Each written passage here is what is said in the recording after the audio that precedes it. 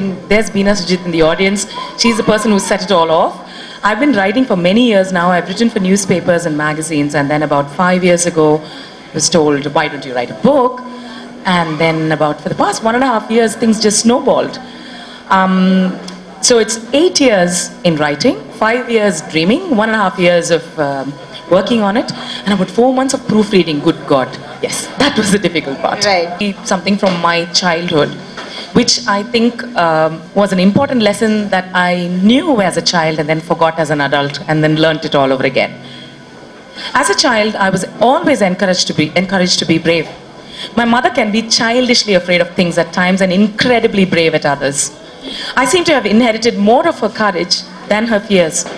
A few years ago, when I was going through my divorce, Subha Akka, who is a very close family friend, told me the story of the dog.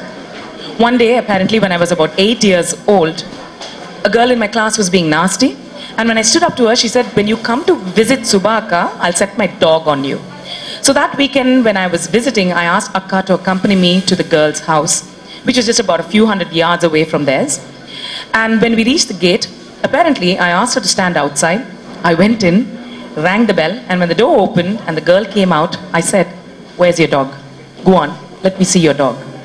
The girl got very worried, probably that I would complain to her mother, and ran away. Akka says I stood at the door for a second, pulled it close behind me, and slowly walked back to the gate and told Akka, we can go now. Full dadagiri even then. I actually don't remember this incident. But then the little lesson that I learned from this was, never run from your fears. The moment you turn your back on them, your imagination makes them worse than they actually are.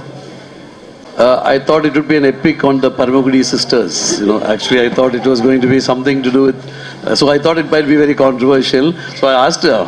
So then I got a chance to read this Sunny Side Up actually, a little bit.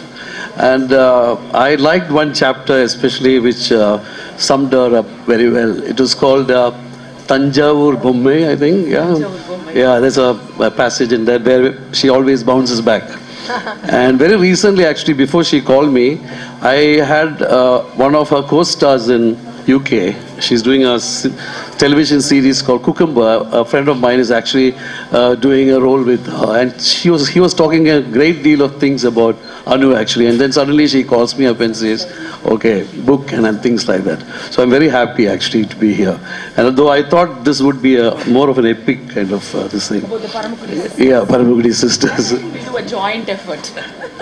No, I think because, when all of you get together and you talk so much, it had to be a epic scale. It couldn't have been a book like this. I expected something really, something much more like an epic. See, we like to surprise people. Oh. That's all part of our strategy. Yeah. So if you're unexpected, so the next time we open our mouth, you think, it's going to be small and brief. Yeah. Okay. Not. Maybe you should.